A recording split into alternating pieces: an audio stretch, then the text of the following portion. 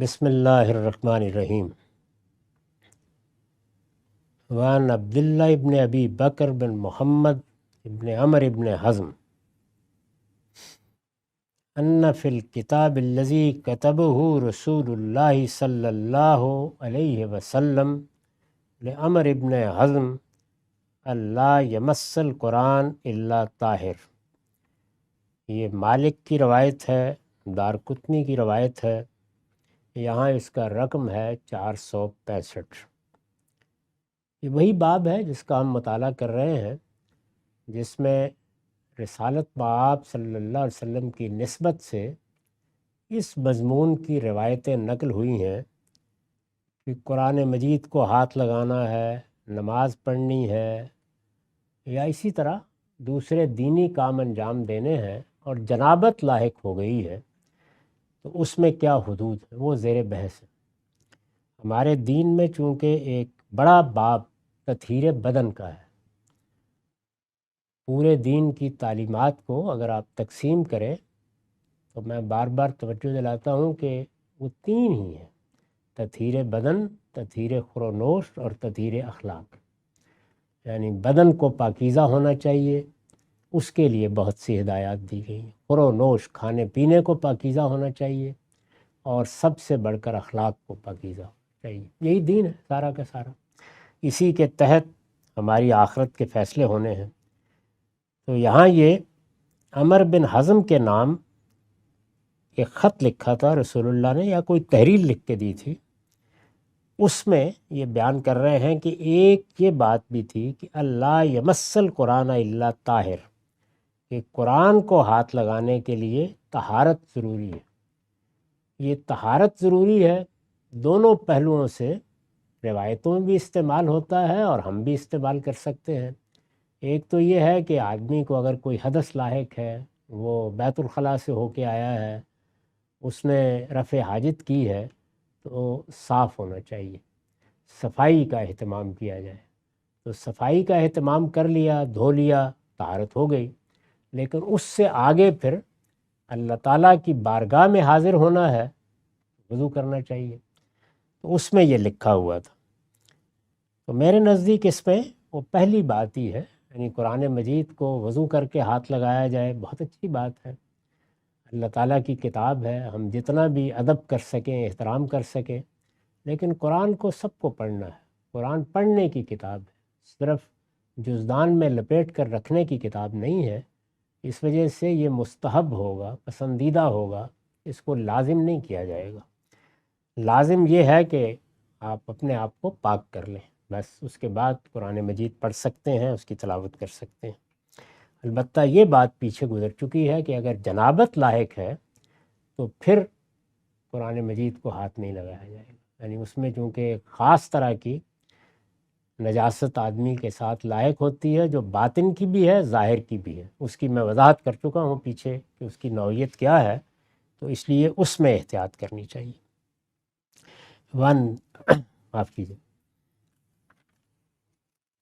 وعن ابی رافع قال ان رسول اللہ صلی اللہ علیہ وسلم طاف ذات یوم علی نسائہ یغتسل عند هذه وعند هذه قال فقلت له یا رسول اللہ الا تجعله غسلا واحدا آخرا قال هذا ازکا و اطیب و اطہر۔ یہ ابو رافع کی روایت ہے، یہ احمد اور ابو داود میں نقل ہوئی ہے۔ یہاں اس کا رقم ہے 420، معاف کیجیے گا 470۔ یہ کہتے ہیں کہ رسول اللہ صلی اللہ علیہ وسلم نے ایک دن سب بیویوں کے ہاں تھوڑی تھوڑی دیر کے لیے جانے کا فیصلہ کیا۔ تو آپ گئے، اور جہاں گئے اس کے بعد آپ نے غسل کیا۔ ظاہر ہے کہ اس سے انہوں نے یہ قیاس کیا ہے کہ آپ نے بیویوں سے ملاقات کی، جیسے کہ ایک شوہر بیوی سے کرتا ہے، تو ہر ملاقات کے بعد آپ نے غسل کیا۔ قال فقلت له، تو ان کے ذہن میں سوال پیدا ہوا اور انہوں نے رسول اللہ سے پوچھا، یا رسول اللہ، کیا یہ ضروری تھا کہ آپ ہر بیوی سے ملاقات کے بعد غسل کریں اور پھر دوسری بیوی کے پاس جائیں؟ یہی کافی نہیں تھا کہ آپ آخر میں ایک ہی بار غسل کر لیتے؟ یہ ہمیں معلوم ہے کہ پیچھے روایتوں میں یہ آ بھی چکا ہے، تو عام تعلیم یہی تھی کہ غسل کرنا ضروری نہیں ہے۔ حضور نے فرمایا تھا کہ وضو کر لینا چاہیے تاکہ پاکیزگی کا احساس رہے۔ تو انہوں نے سوال کیا کہ آخر آپ نے یہ اہتمام کیوں کیا؟ اس میں چونکہ پورا امکان ہوتا تھا کہ اللہ کی طرف سے کسی چیز کا پابند کر دیا جائے، اللہ کے رسول ہیں۔ یہ معلوم ہے کہ جب ایک مرتبہ نماز پڑھاتے ہوئے بھول گئے اور 2 رکعتیں نہیں پڑھیں، 4 رکعت نماز میں 2 رکعتیں پڑھ کے آپ نے سلام پھیر دیا، تو صحابہ جسارت نہیں کر سکے کہ پوچھیں کیا ہوا ہے۔ بڑی مشکل سے ایک صاحب کو آمادہ کیا، انہوں نے پوچھا تو پوچھتے وقت انہوں نے اس چیز کا پورا لحاظ رکھا ہے اور بہت ہی خوبصورت جملہ کہا، یا رسول اللہ بھول گئے یا نماز ہی کم کر دی گئی ہے، دونوں امکانات ہیں۔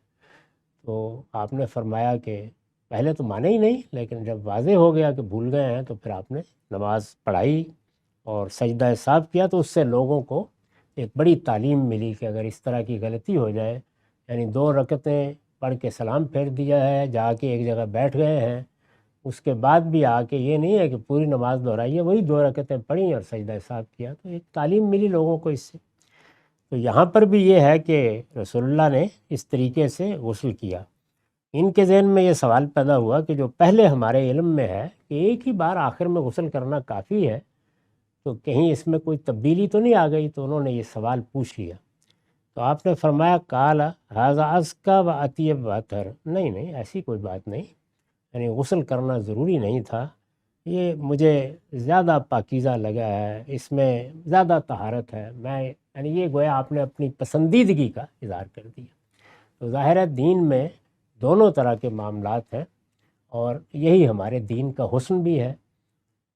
بعض چیزیں لازم کر دی گئی ہیں، لیکن جو کچھ لازم کیا گیا ہے وہ تو کم سے کم تقاضا ہے، اس میں آدمی بہتری پیدا کرتا ہے، اپنی طرف سے زیادہ اچھا رویہ اختیار کرتا ہے، کیونکہ اسی سے انسانوں کے مزاج اور طبائع کے لحاظ سے چیزیں وجود میں آتی ہیں، اور اسی سے جنت میں بھی آدمی اعلیٰ درجات کی جدوجہد کرتا ہے۔ فرض نماز پڑھ لی، نماز کا حق ادا ہو گیا، مواخذے سے بچ گئے، اللہ تعالیٰ اب نہیں پوچھے گا، لیکن یہ کہ جو اعلیٰ درجات ہیں وہ تو نوافل ہی سے ملتے ہیں، اور نماز کی حقیقت بھی اسی سے سمجھ میں آتی ہے، تو پھر نوافل پڑھے جاتے ہیں۔ ہمارے ہاں نمازوں کے بعد بھی اس کا اہتمام ہوتا ہے، عام بھی اسی طرح کا معاملہ باقی چیزوں کا ہے۔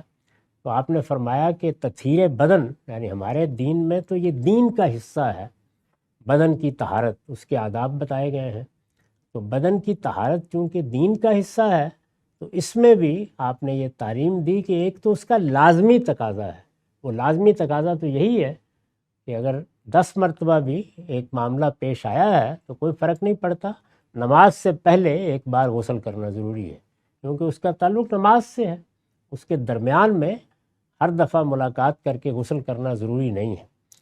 تاہم ازکیٰ اطیب اور اطہر، یعنی اگر طہارت زیادہ حاصل کرنی ہے، پاکیزگی زیادہ آگے بڑھ کے حاصل کرنی ہے، تو آپ نے فرمایا اس وقت پیش نظر یہ تھا، اس کے لیے میں نے اس طرح غسل کیا ہے۔ معاف کیجیے،